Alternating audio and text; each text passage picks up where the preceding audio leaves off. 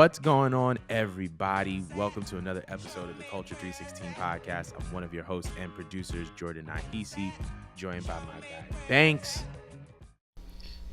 Might be Uncle Banks. I keep looking at myself because of all this facial hair. Dude, I definitely need to get in shape up. I'm waiting till next week, though, to get one. I felt that. I felt that. Once again, thank y'all so much for tuning in to the pod. If you're on Apple Podcasts or Spotify Podcasts, be sure to give the show 5 stars and subscribe. If you're watching on YouTube, Facebook, anywhere really where this video can be streamed, be sure to like, comment, subscribe. Be sure to share. We super appreciate all the support that we've been getting, especially on TikTok. It's been picking up. I got cooked on TikTok for saying that there should have been black representation on SummerSlam. I got absolutely Dude, cooked. it's on your personal TikTok? Nah, it's on the culture TikTok. Okay, I don't think I'm subscribed to it, or maybe I am. I barely get on TikTok. Like, I have to remember that I actually have it. Bro, I started utilizing it for wrestling content. I said, yo, I literally said, yo, man, like I wish there was more black representation. I got cooked. Everybody's like, stop crying. There's still diversity on the card. I'm like, nobody said that there wasn't diversity on the card. Nobody said that the card is whack. I just wish I saw people that look like me on the card. That's all. But man, so yeah, People follow were us on asking those TikTok. questions yesterday as well. Huh? People were asking those questions yesterday as well. Literally. But that's another discussion for a different day. But we're going to be moving on because speaking of yesterday, because it is Sunday when we're recording this, live from Cleveland was WWE SummerSlam 2024, full of twists, turns, surprises. Um, Obviously, the headline being the return of Roman Reigns, but there were so many other matches. We had that Logan Paul versus LA Knight US title match. Braun Breaker won the Intercontinental Championship. We saw Damian Priest drop the World Heavyweight title to Gunter. We saw Liv Morgan retain her title, but she gained Dom officially, and it looks like the Judgment Day is kind of over. But I kind of wanted to know your impressions of SummerSlam and your reactions to the show. Uh, it was a okay show. I think the best thing that we can get from it is the progression with the storylines. Everything that played out as we thought was going to happen. It's kind of becoming predictable now, but at the same time, these stories are very linear for the most part. It's never non-linear where you think it's going to be a curveball. For the most part, you can kind of guess what's going to happen based on Triple H's booking. Is that a slight at him? Kind of, but at the same time, the old man ain't there, and the old man was crazy. So he'll throw you 20, 30, 40 curveballs, and you could just walk him, but then somehow he still wins the game. But overall, it was pretty good. It made me more invested into. I mean, dude, Dom. You know how I feel about Dom. Him, Jey Uso, and Gunther are my favorite wrestlers right now.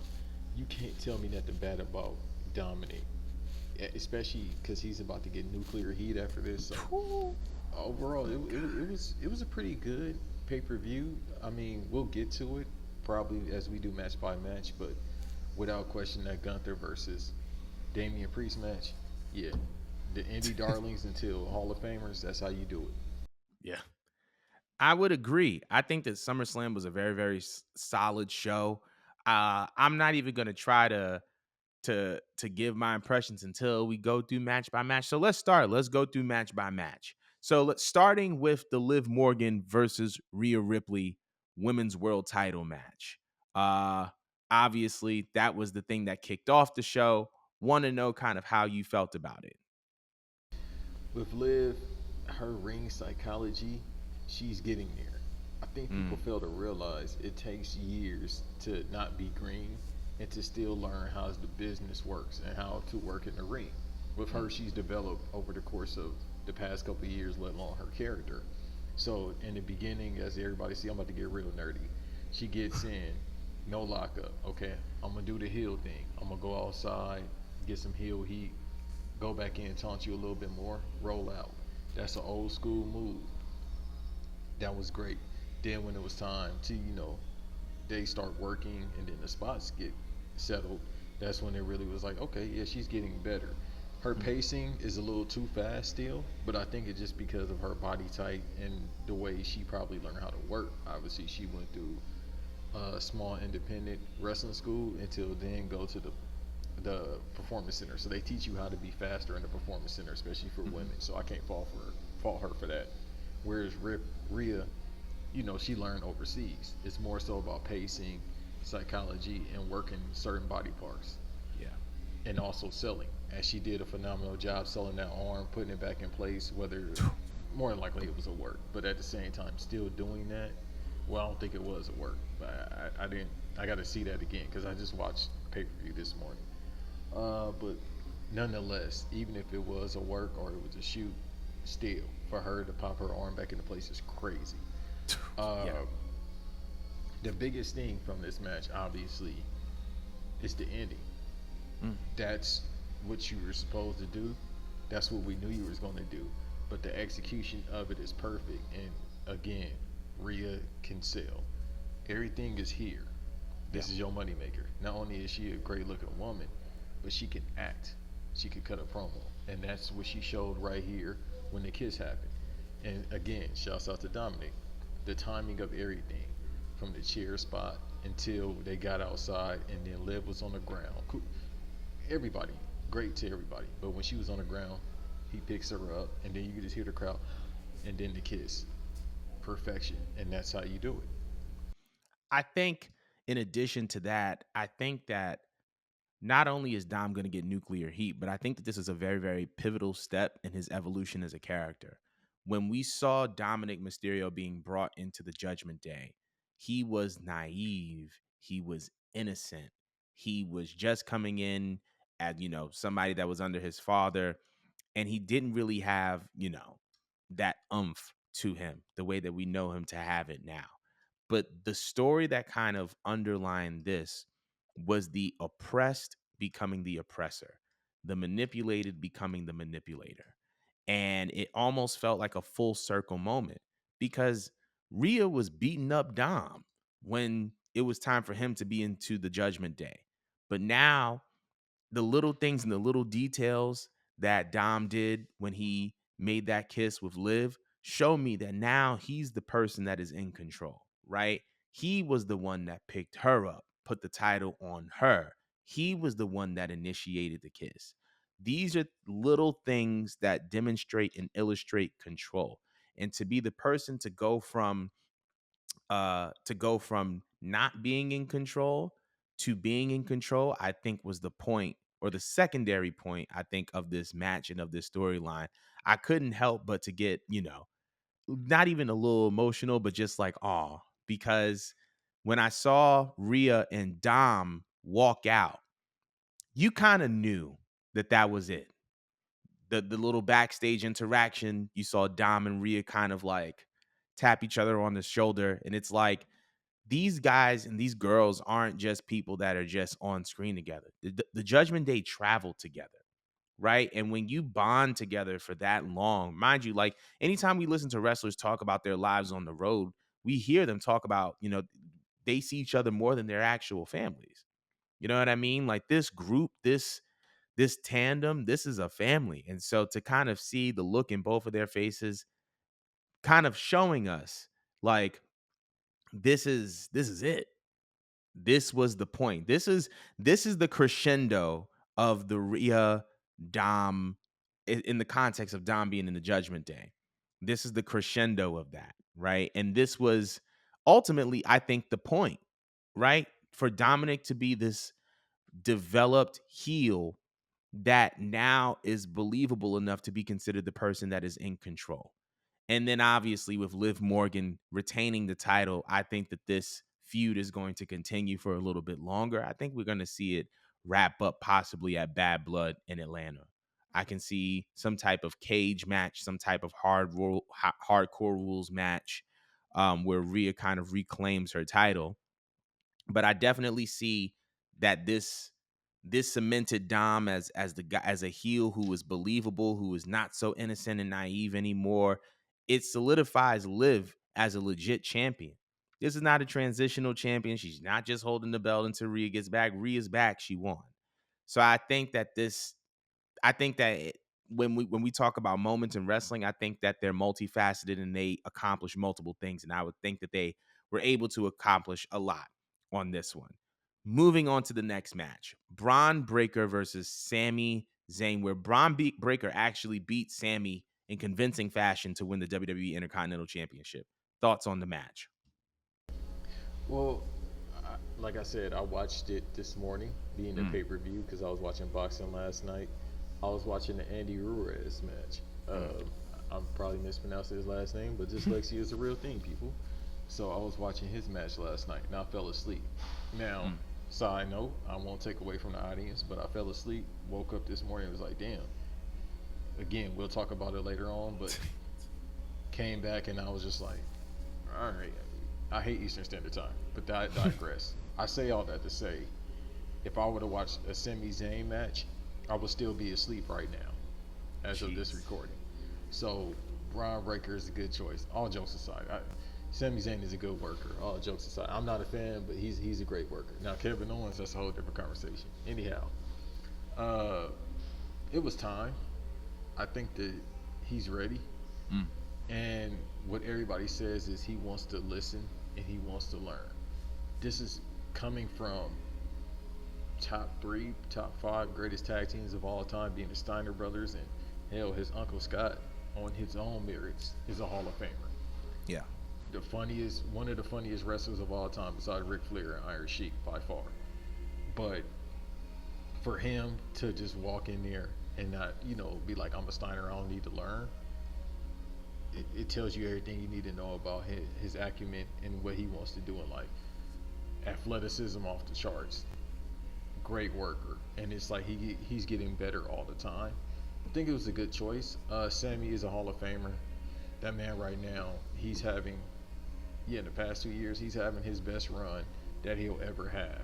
I mean, obviously to be an honorary Oos, like dude, again, I don't like pocket watching, but I would love to see his royalty checks from the past 2 years, because especially in 2022 and then last year, they were insane probably.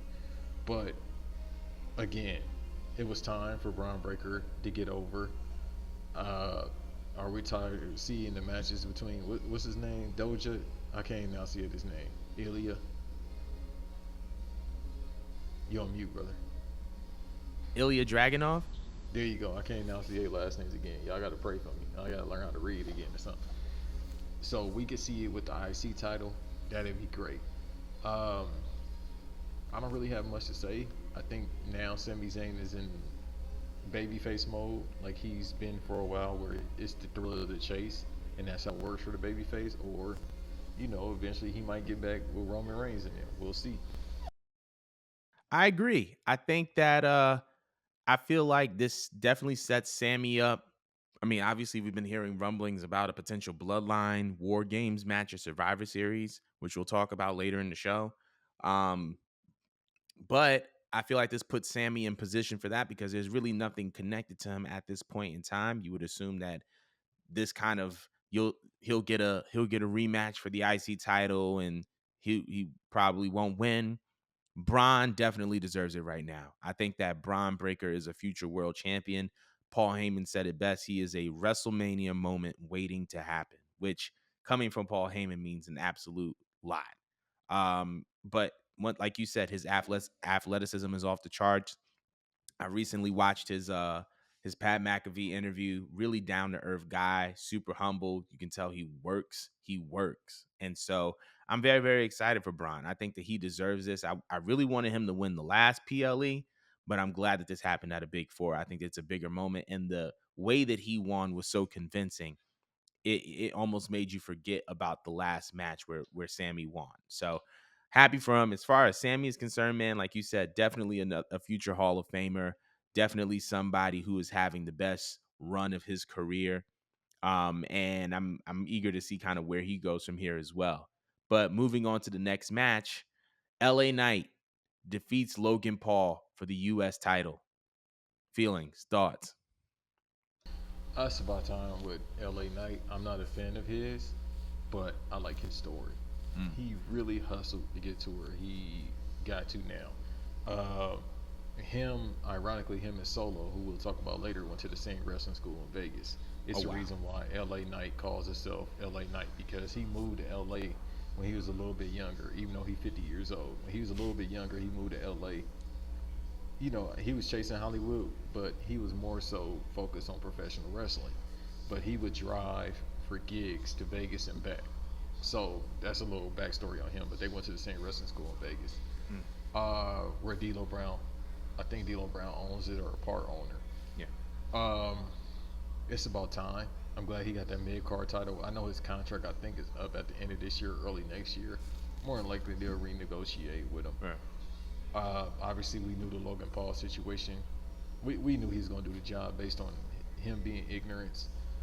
Uh, I don't need to divulge into that because you already know. Like, Yeah. Y'all know. it's that young white pride. Like, bro, all you had to just say was sorry. That's all you need to do. Like, dog, I got a lot of beliefs in my life. I ain't gonna say out loud. I'll say in the confines of my own home, and it's no incel stuff like that anyway. Because let me tell y'all something. Why do you care? That's my whole thing. Why do you even care? And then they found out it was false anyway about the woman. Right. So it don't matter, bro. Just say you sorry.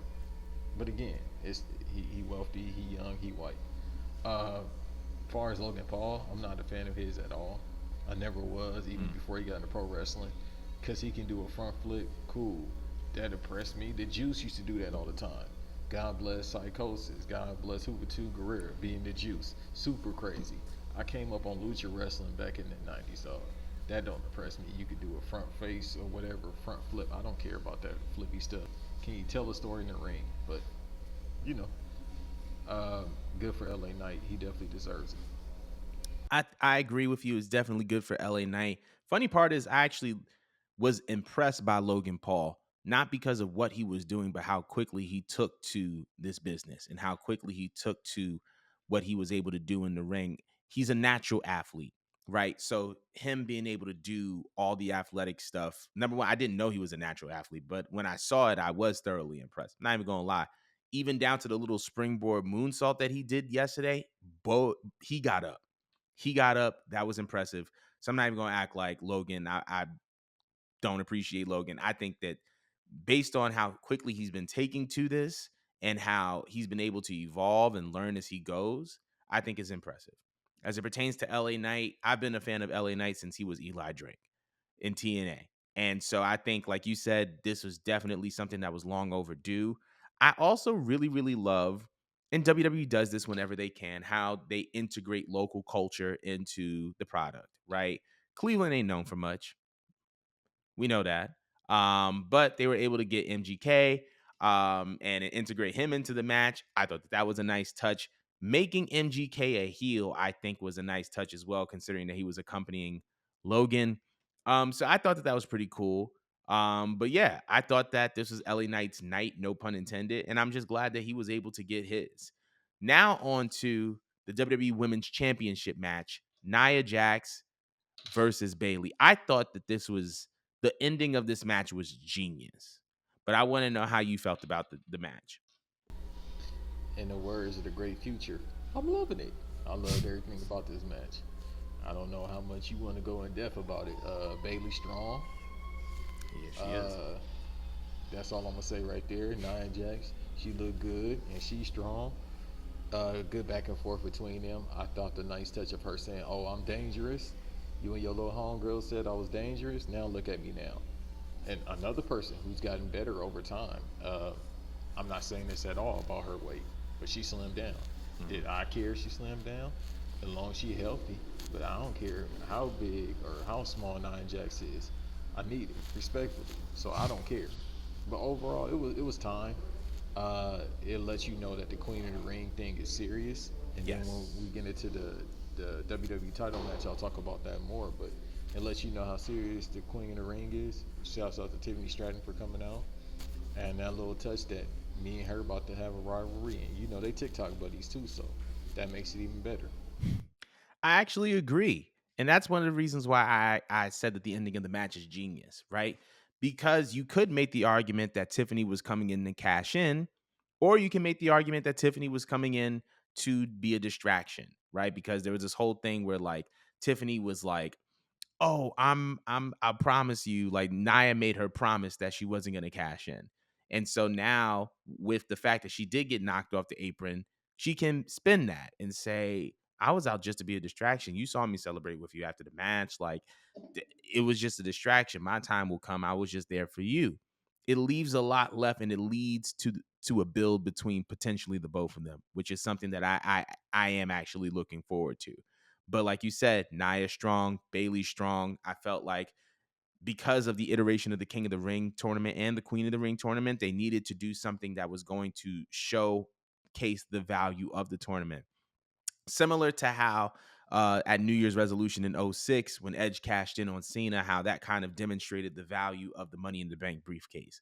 We had two of those moments last night, with one with Gunter and the other one with Nia. So I'm really really glad that we saw a title change, and I'm glad and I'm happy for Nia. To be completely honest, she came back to WWE, and I feel like a lot of people don't openly acknowledge how valuable she was to the roster. The fact that she put on solid matches and solid programs with other women outside of the title picture, and she was able to add a lot of depth and a lot of value to that women's division, and then to be able to become the champion. I think is just a great, great thing, and I'm super happy for Nia. Moving on from that, this was my match of the night. Drew McIntyre versus CM Punk, with the special guest referee being Seth Rollins. Oh, you want me to talk about this match? Okay, cool. It's a bar by, probably the greatest rapper of all time, Tupac Shakur. Larry Holmes looking all flabby and sick, trying to say I took 9 like this or something like that, but I know the flabby and sick line. 50 Cent said it as well. And Hail Mary. Who was Larry Holmes, people? CM Punk. Hey man, I know he rusty. This is what, fifth time being hurt in the past 3 years, and he take months to come back. That's cool and all. Hey man, he got one more year left. After this, let him commentate. I know they just re-upped on his contract, and we talked about letting him commentate, dog. It ain't the same no more. What Jamie Foxx said about Michael Jackson, he's spinning it slow. That's CM Punk. He was never that fast to begin with. But otherwise than that, let me talk about the match a little bit. It was cool, but again, it was kind of like, let's see if the old man could really go. That's why they probably had Seth Rollins as the special guest referee. You know what I mean? So it can give a little bit more to the story, so they can get back into their program. Whenever that match supposed to happen between Seth Rollins and CM Punk, if they was trying to make it for WrestleMania next year, they might want to do that tomorrow, dog. Seth Rollins is still hurt. He ain't wrestled in a minute. Last time he wrestled, he was looking slow. Like, you just don't heal that fast from a knee injury and back problems. Back problems never go away. Once you got a back injury, it stays with you the rest of your life. There's nothing you can really do. All right. So with them, they need to make that match tomorrow. As far as my guy Drew, who I thought he was the MVP, but we're gonna talk about the MVP in a minute. Listen, finally he got a win. I'm glad he got a win. He deserved a win. But they might have a rematch after this. More than likely in Berlin. People keep forgetting Berlin. Everybody keeps talking At about the end of the bad month. blood. Yeah, everybody keeps talking about bad blood. No, I think the bad blood match might actually be CM Punk versus Seth Rollins. And considering that they have a sold out house, they might want to go ahead and pull that. But we'll see. Drew still looks great in the ring, obviously because he works damn near every week. And as far as the story progression, at this point, it's like, because what CM Punk did this past weekend with that picture, I said, I don't know where y'all go after this one. Mm. I think, first of all, I agree with the fact that Punk was looking a little slow. Obviously, you're going to be slow coming off of an injury, not sure kind of like your limits or your capabilities. So I'm not even going to hold that against him. But that match delivered. From a storytelling perspective, there were so many layers to it. There are so many little hidden gems and Easter eggs. Number one, the homage to the '97 SummerSlam match between Taker and Hitman, and with Shawn as the guest referee. Seth kind of paying homage to Shawn, McIntyre paying homage to The Undertaker, and obviously CM Punk paying homage to Bret the Hitman Hart with the boots. Beautiful touch. And almost kind of a very, very similar storyline where the special guest referee really doesn't have a dog in the fight, right? And either way, it's a win for them. So I think it was just a really dope stuff like that was a really good touch. I feel like the right decision was also made as far as who went over in the match. I'm glad that Drew won. And I feel like I think that this kind of puts things into perspective about Punk and kind of where he stands with the talent backstage. I feel like there was a lot of speculation on this guy just wants to be at front and center. He just wants to be the guy. He just wants to come in and win everything. I feel like in this particular case, you can tell he put his money where his mouth is. He did what was best for the locker room. He did what was best for the product. And what was best for the product is Drew McIntyre winning. Also, the bracelet at the end of the match and seeing Seth with the bracelet on, and then them going back and forth, and then Drew winning the match and then putting the bracelet back on.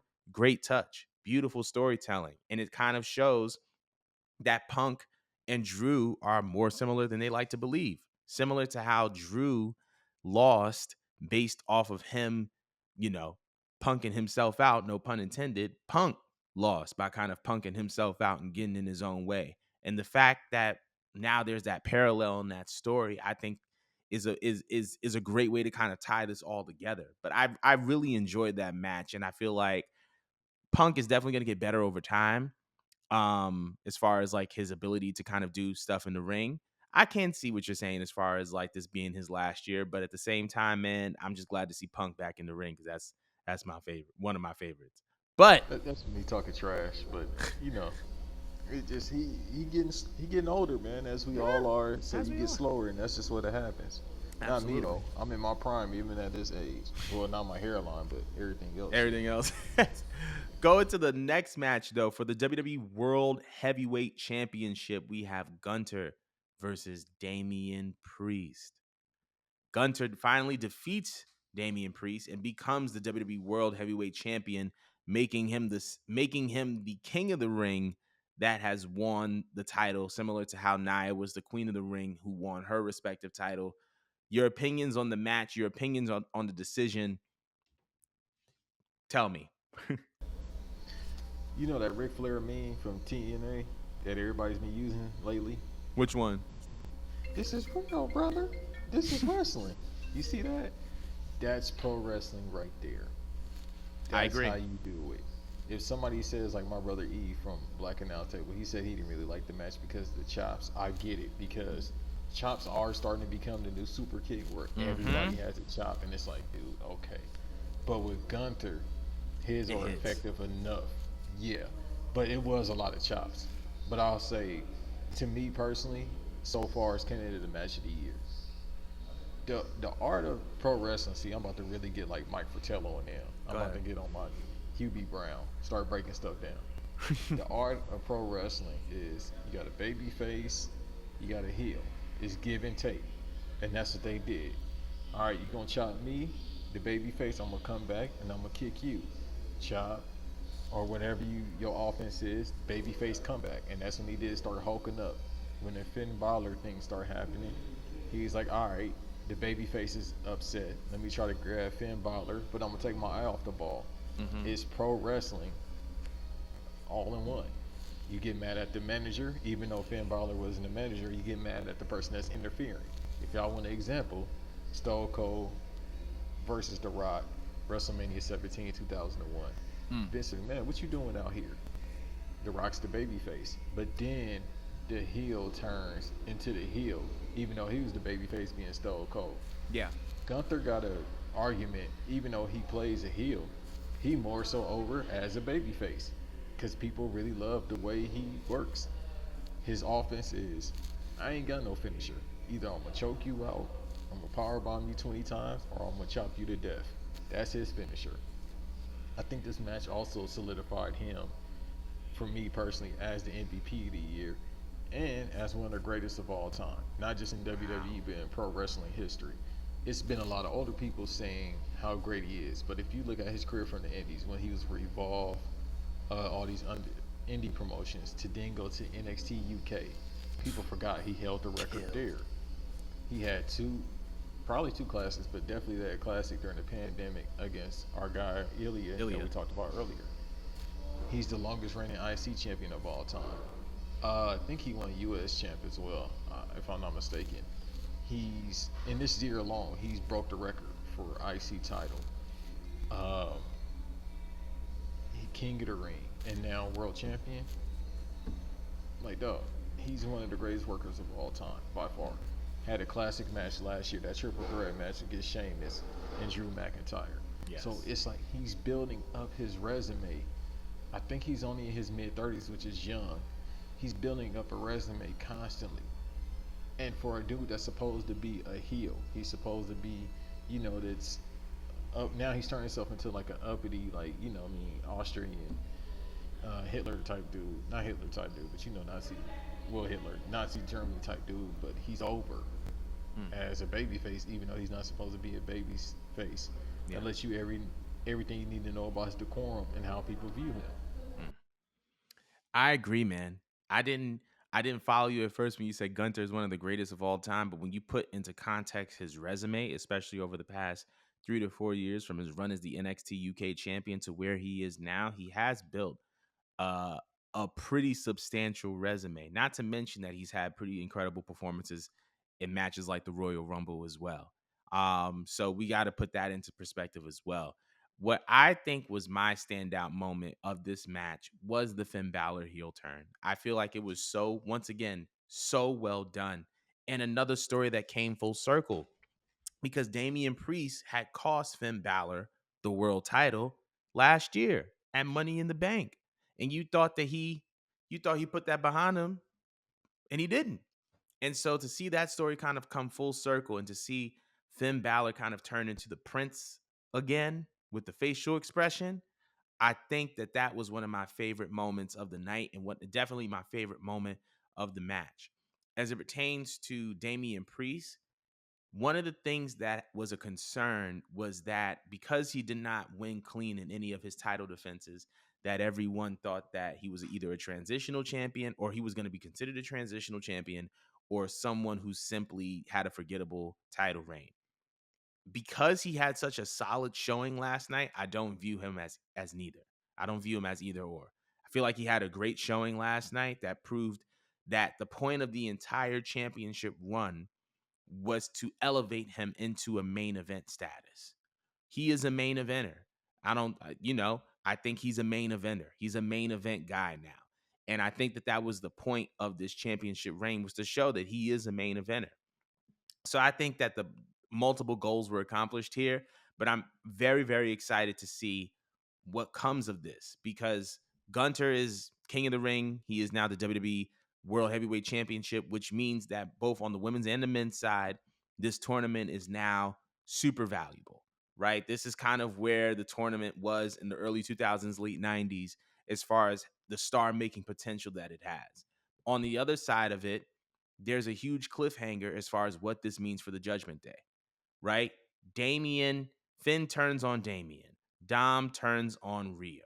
Two key components of that faction. We don't know if they're in the faction, if they're not in the faction. We don't know if they're going to create a new version of the Judgment Day. We don't know if someone is going to, we don't know what's going to happen. And I feel like the magic of pro wrestling is that what if, and that I don't know what's going to happen next. And I think that through this, they were able to accomplish that. So I'm very, very happy about that match and about that outcome. But now, for the main event, Cody Rhodes versus Solo Sikoa for the WWE Undisputed Championship. Bloodline Rules, headlined by the return of Roman Reigns. Your thoughts? Uh, I don't want to do the burial job like everybody does with Solo, but after this, it's probably gonna be like, yeah, we gonna have to figure this Solo thing out. And probably the Roman Reigns decision was they probably planned this a while ago. I didn't expect him to come back. Obviously, it was rumored, and that's what everybody knew.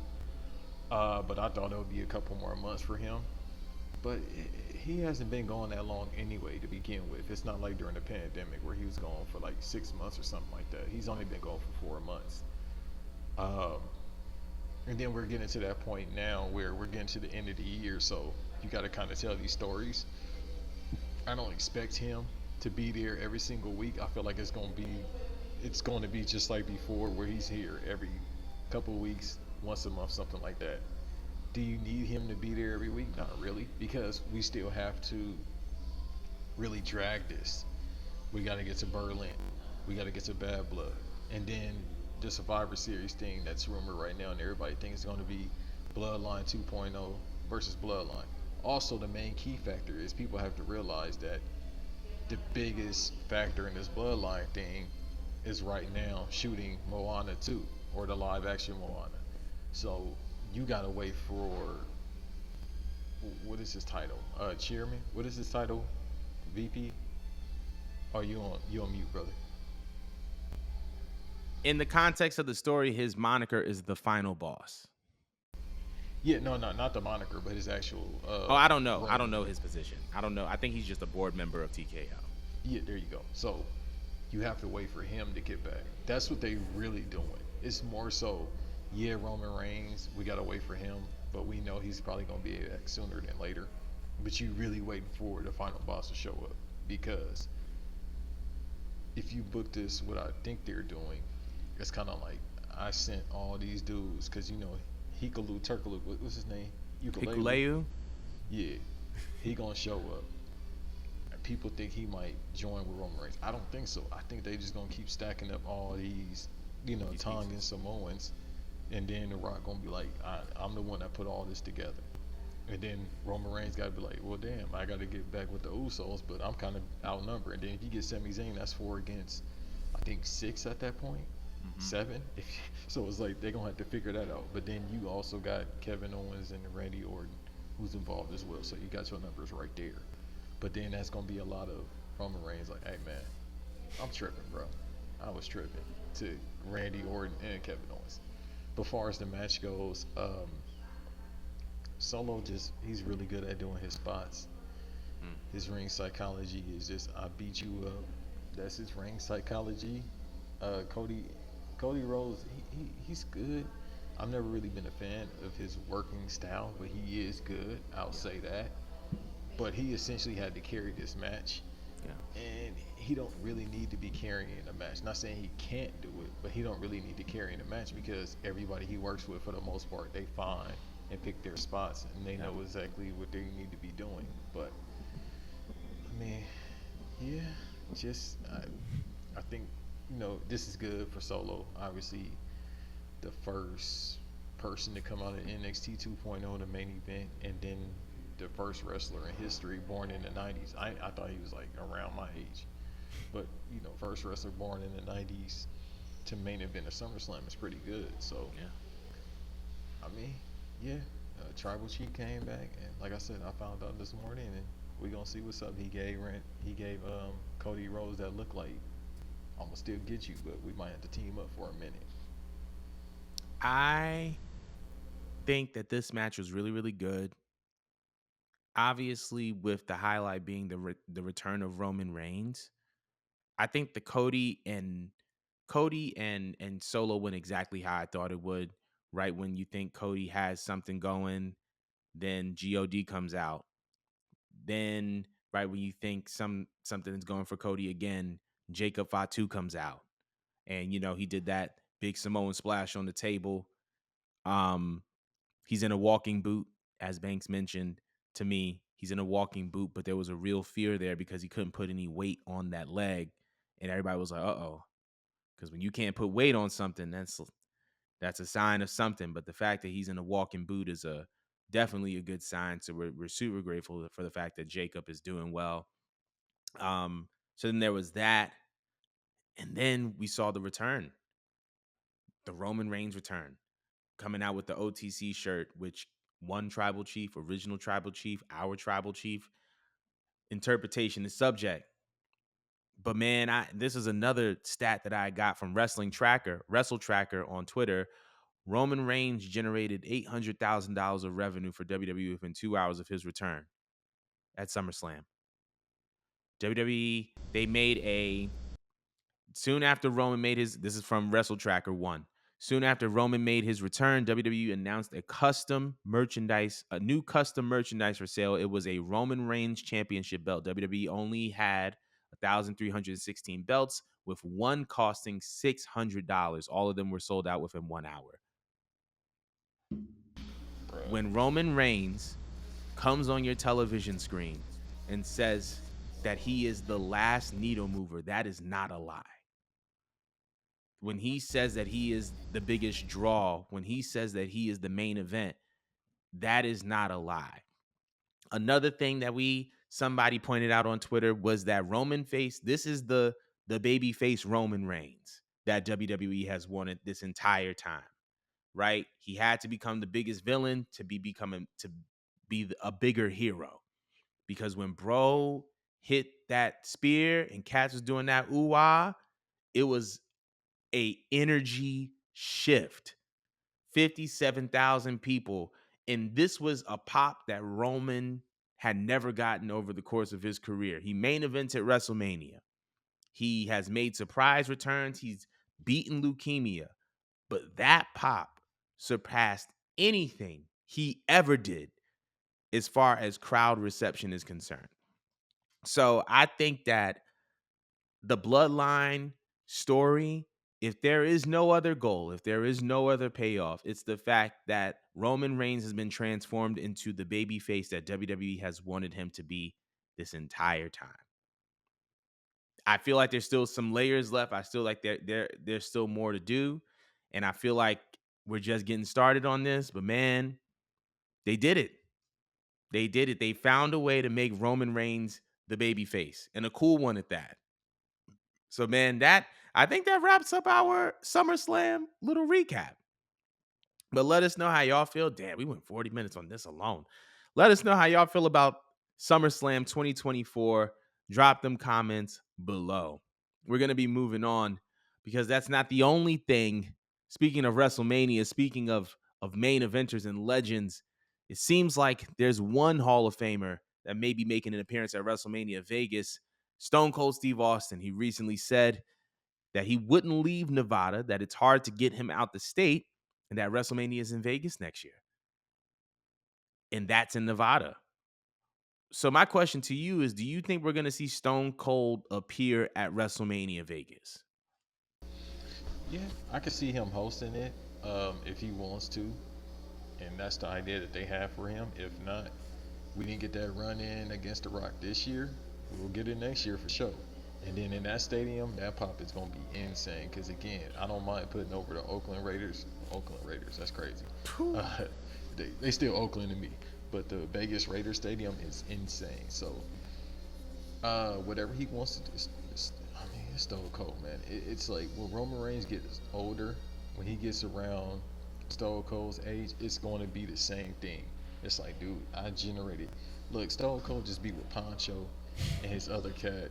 He Right. just be on the farm. I love his content, and you know why he can do all that? Have that whole entire ranch, because he made a hell of a lot of money for that company and for himself. So them merch sales alone, that's the, that's the wrench right there. He didn't even touch his salary. That's the wrench right there. So Roman Reigns is gonna be just like that, as Jordan just said, with the 800,000 being sold, whatever his percentage is from that. Let's say it's 10, 15%. Whew. That's just for one day, let alone these quarterly earnings that you get from merch. Anybody that's listening to this, if you get into pro wrestling in the business, you make your money from merch. Your salary is your salary, but you make your money from merch. It's the reason why a lot of these vendors hire these workers to do autograph signings, because they make a certain amount of money to be able to pay for the venue, make some money off of that, and then they pay whatever the asking price is for the worker. But I digress. Because as you see, Stone Cold don't need to say that to do that. And it's not to say the workers that do it are broke. Hell no. Steve Borden do it, aka Sting. He do it every month. Yeah. It's just a way to earn some extra income. But with Stone Cold, he's probably made the most money as a worker in pro wrestling history, just as a worker alone. Um, Nothing outside like The Rock or anybody else, just as a worker alone. So with him, If he shows up, it's just because he feels like it and he bored. Yeah. Otherwise than that, he don't. That's why he didn't show up. They was like, it's a money situation. He probably just gave them a roundabout number and see if they was gonna bite. Otherwise than that, he ain't hurting for nothing.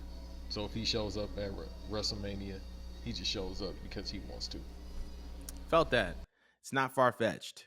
It's not far fetched that Stone Cold appears at WrestleMania Vegas, because the way that I'm looking at it from a business perspective is the only thing that could be bigger than WrestleMania in Philly last year is WrestleMania in Vegas this year.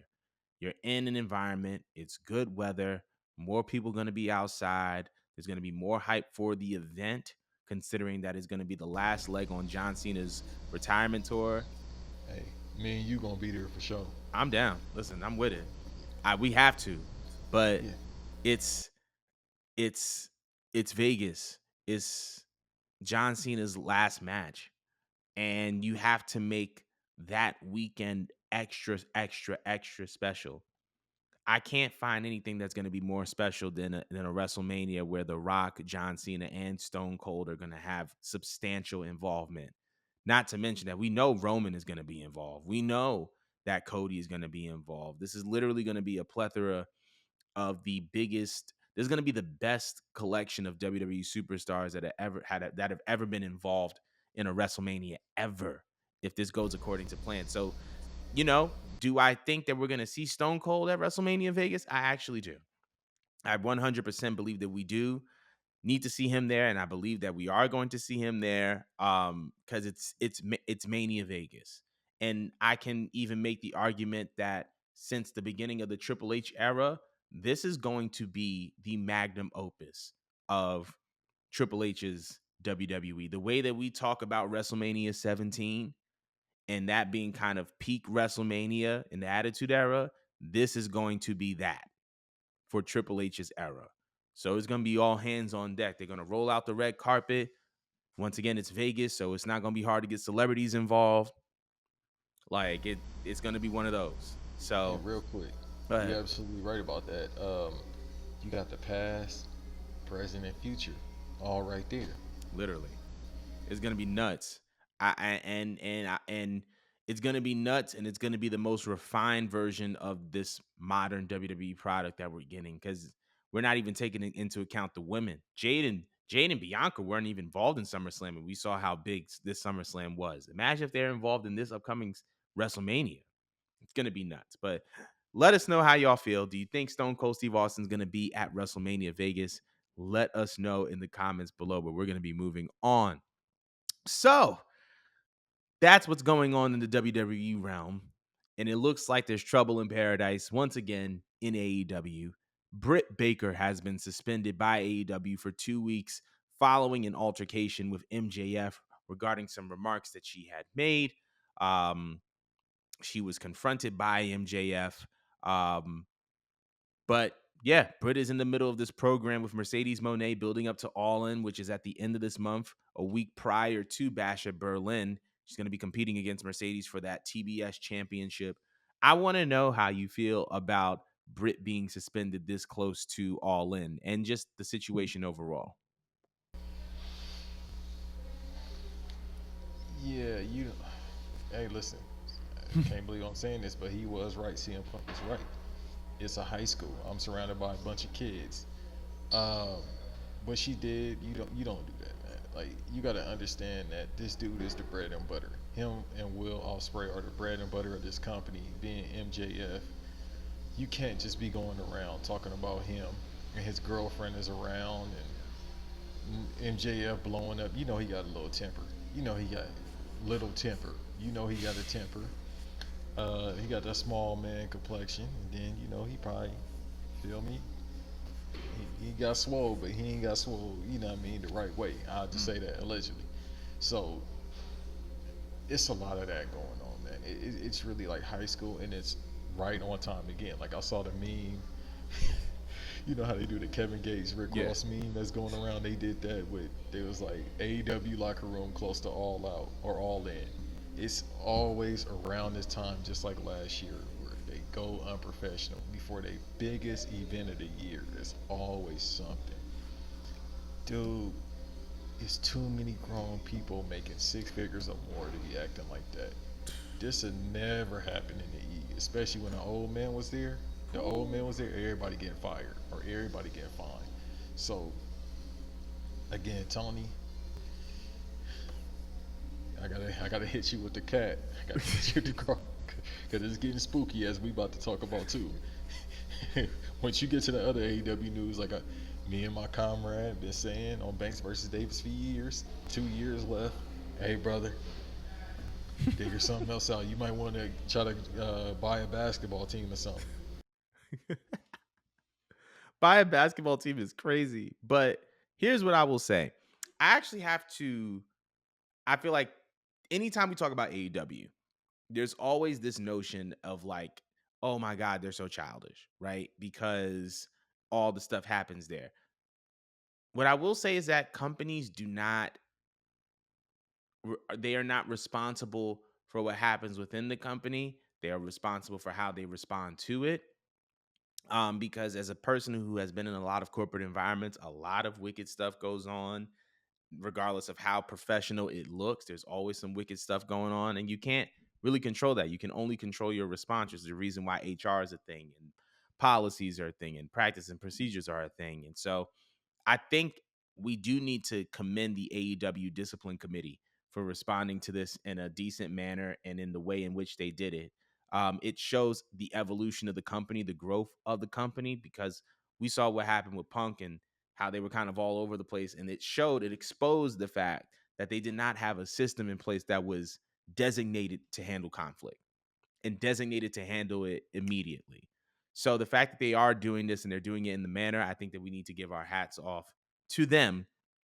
With that being said, still childish. I think that it's interesting. I mean, I don't know the relationship between Britt Baker and MJF. Britt Baker has been vocal about not wanting to hear MJF's 30-minute promos on a podcast before. Um, Inflammatory to say the very, very least. But when you pitch creative control, all types of things happen. Not everyone needs control, but that's a different story for a different day. Um, but I mean, it's one of those things where all of these things matter in the public eye. And if you love the company, you'll love it enough to do what's best for the brand, even though you may be at odds with another person, right? You have to do what's best for the brand, even if you're at odds with another person. And I think that when Punk was saying, he's surrounded by high schoolers, I think he was surrounded by a bunch of people who put their personal vendettas above the brand and they wanted to pop off and be cute. And then next thing you know, we have another PR stunt. We have another HR disaster class because people that are in high positions, people that are critically acclaimed within your company, highly promoted, getting a lot of TV time, are literally positioning you for a negative public perception because you don't know what discipline is. So I think that it's one of those things. But as far as MJF is concerned, this was expected. MJF is currently the most valuable asset in AEW, in my opinion. Even though he isn't the world champ, he's still the champ. Even though he isn't the even though he isn't necessarily the holding big Swerve's title. When you come back to a company after saying to WWE you wanted Roman Reigns money, like, dog, you gotta invest in your investment. He's the guy there. You don't disrespect the guy. Period. That's all I really have to say about that. But let me know what y'all think about this MJF Britt Baker scenario and leave your comments below. But we're gonna be moving on. So another thing, I'm trying to go through my notes, Jesus. So another thing about AEW, we were talking last week about AEW and Warner Brothers Discovery, um, and it seems like we were wrong. We saw some reports that said that AEW and Warner um, had hit a new deal in principle. It looks like that's not the case. It looks like AEW, according to Fightful, that AEW's exclusive negotiating window with Warner Brothers Discovery has officially ended as of early last week, and that AEW is set to hit the open market.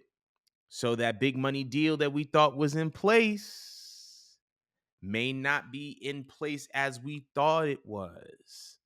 But that's all up in the air right now. But considering that, how do you feel?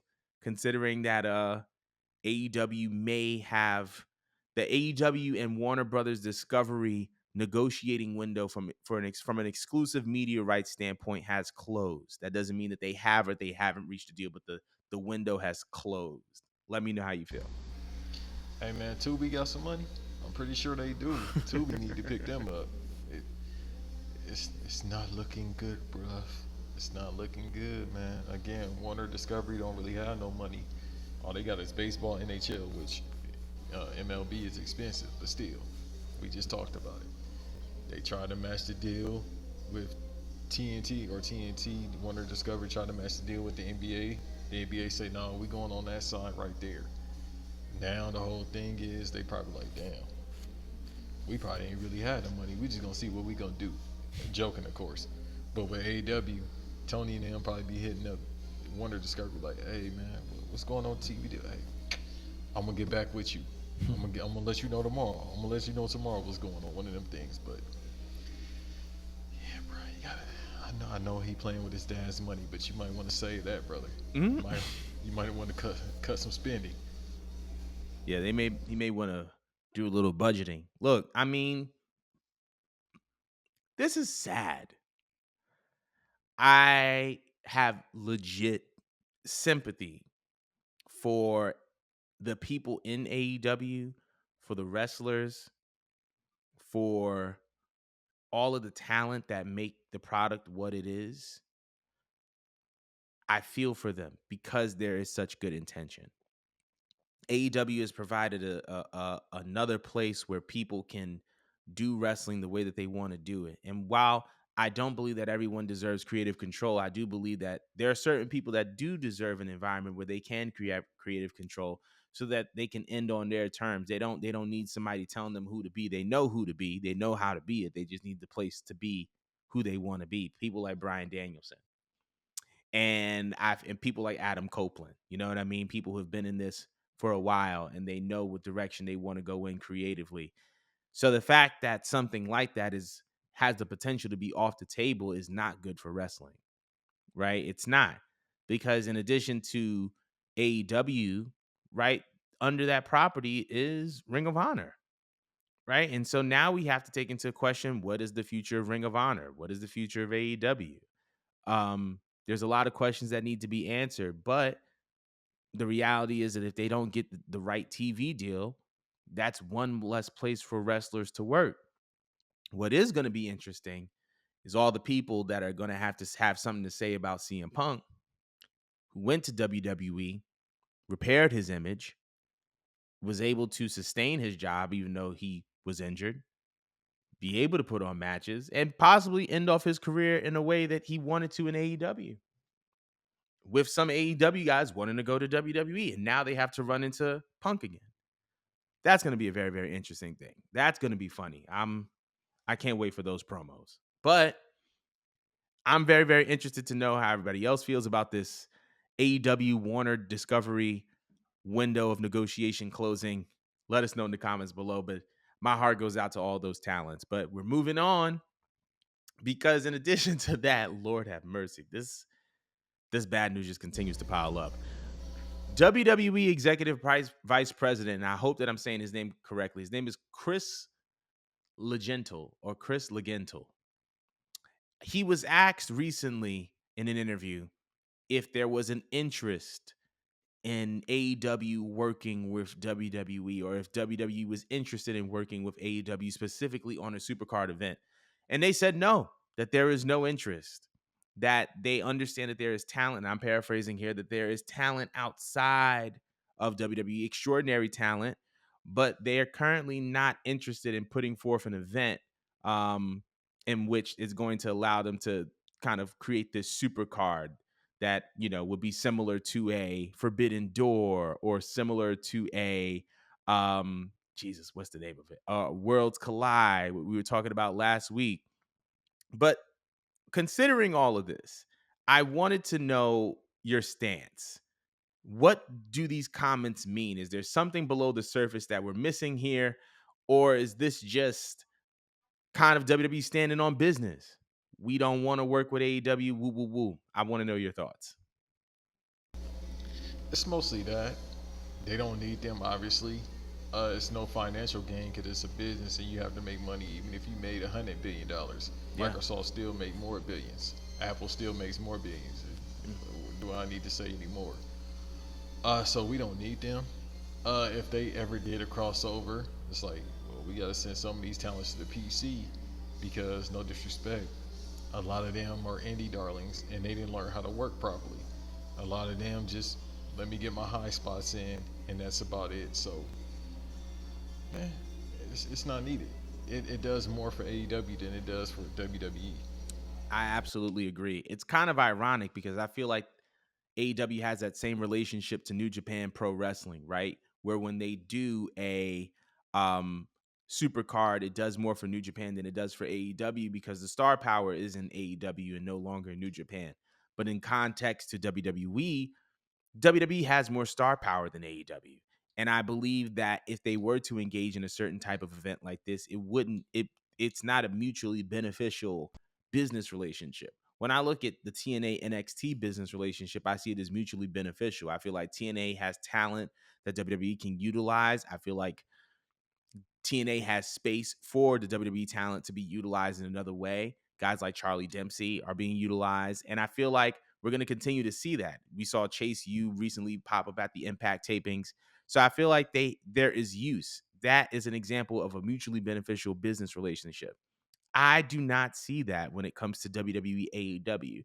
Now, I don't think that it means that it's a complete shutdown from here to until the next life, but I do believe that it is a sign that AEW does not have the assets to be in a working mutually beneficial business relationship with WWE when it comes to creating a joint pay-per-view, a joint premium live event. Um but yeah, I want to know what y'all feel about this. As far as they really said no. How do y'all feel about WWE shutting down the idea or expressing no interest in having an AEW Supercard event? But we're going to be moving on. In addition to that, WWE continues to make some headlines because they announced where the location is going to be for this year's Survivor Series War Games, and that is it's going to be in Vancouver, British Columbia, in Canada, November 30th. I mean, self-explanatory. Canada. This is the second PLE in Canada this year. I want to know how do you feel about Survivor Series being in Vancouver this year, and what are some of your way too early predictions? I don't particularly have predictions right now because they probably trying to figure out their Yep. storylines. Obviously, you'll probably do something with Judgment Day, the Bloodline. That's all I can really see right now. Mm-hmm. Uh, but I will say, far as everything else, brother, you better have you a coat and you gotta have a jacket. You gotta have a coat and a jacket because Vancouver in November and a lot of the workers stay in Florida. Nasty word. Yeah, y'all gonna be freezing because Canada in November till about April, dog, it be cold. What Michael Irvin said when we played in the cold, it was cold. Yeah, Nah, I listen. I think it's a great location, but you're right. Canada between November and April is inhumane. And so whoever's going up there needs to be prepared. Um, I am expecting for the OG Bloodline and Bloodline 2.0 story to have a chapter of its story here. I don't know if it's going to be a match. I don't know if it's going to be a run-in. I don't know if it's going to be an altercation. Some going to happen with that Bloodline. I'm honestly surprised that this event didn't take place at the Intuit Dome, which was recently completed. But I'm glad that they're having it in a place that I feel like is going to generate a lot of income for them. I feel like they haven't done an event of this magnitude in Vancouver for a while. So I'm excited and I'm excited for them. But yeah, man, Survivor Series is in Vancouver this year. I want to know how everybody else feels. Should have been in your city, should have been somewhere else. Let me know in the comments. But we're moving on to our last topic of the day, which is that it was recently disclosed via Jacob Henry, the son of Mark Henry, that Jacob Henry the son of Mark Henry, has officially signed to WWE. This comes, I it's so interesting because Mark Henry is considered like a wrestling dad to the likes of Bianca Belair and Jade. So to see someone who is his actual son get signed to WWE, I think is really, really cool. I want to know how you feel about this. This kid is going to be great. He's learning from one of the greatest of all time, being Mark Henry. He can learn from others. Mark Henry learned from, I forgot his original coaches after he left, because he's the first like developmental act. Mm-hmm. Obviously, gold medalist, or did he win the gold medal? Who, Mark? Yeah, I'm not or he sure. was just I Olympic. think he was just in the Yeah, Olympics, but yeah, I'm not sure. yeah. But from gold to that to the the Fed at the time, WWF, and then he went and trained. He was up north, I think, in Canada and trained. Yeah, and then he went to the Heart Dungeon as well.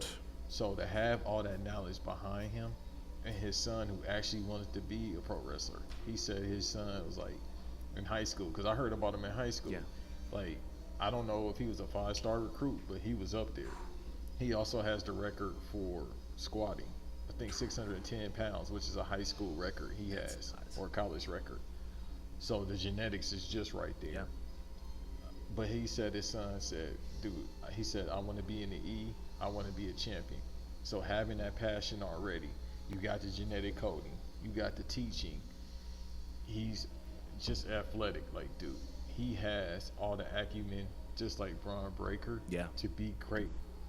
You got the teachers right there. Then when you get to the performance center, that really just loves athletes at this point. Of course, if you went to pro wrestling school, you was looked at, and then you get here. Obviously, you still have slight advantage because they don't have to teach you the basic fundamentals and everything like that. But at the same time, they're more so looking for these athletes now. So with him just being athletic all around, his last name being Henry, sky's the limit. I concur. I was just looking up some stuff. This man is I believe he's signed to wrestle at Oklahoma, but he's been a football player, he's a wrestler, he's a track and field athlete, which means that I already know that this man is going to be a beast. He is going to be an absolute monster in wrestling. And I actually can't wait. I think he was also on he made the American Statesman list of top 50 athletes of the year. So he has that kind of that Braun Breaker quality to him, right? Of just being just a beast, being somebody who's athletically gifted, someone who has the business in his blood. Um, I'm very, very curious to see the path that he takes to get there. I feel like he's probably going to start in NXT and then move to the main roster, very similar to Braun. But when it's so funny because, like, with all these WWE signings and from the men's side, from the women's side, we think that this WWE product is crazy now. 5 years, 10 years, WrestleMania weekend is going to be the most valuable weekend in pro wrestling just from the WWE product alone. We talk about WrestleMania weekend and we talk about, well, there's this indie thing over here and there's this indie thing over here. It's like, no, no, no, no, no, no, no, no, no. That's all cool. But based on the talent that is being brought in just from WWE, they have the opportunity to make some of the best pro wrestling content and decisions just from in-house. And I think that that's super exciting. I think that that's amazing as it pertains to Jacob. I'm excited because of the tribe that he's going to be coming into. Mark Henry, it's no secret. Mark Henry be looking out for a lot of us, and we know what us means. So I already know that that locker room is going to look after him. I already know they're going to mentor him and nurture him, and whatever athletic prowess he has now, it's going to translate to what he does in the ring because he's going to be surrounded by people that know what they're doing, that love his father, and they're going to grow to love him. So I want to know how everybody else feels about Jacob Henry signing to WWE. He actually announced it at a SummerSlam event called Remix Rumble in Cleveland, which I think is really, really cool. He took a picture with Triple H this weekend, which is also really, really cool. But let me know in the comments below. Yeah, the point. Let me know in the comments below how you feel about Jacob Henry signing to WWE. Man, this was a great episode. This was honestly one of my favorite shows that we've done to date. But thank y'all so much for tuning in and tapping in, and we will see y'all next week. this damn salute.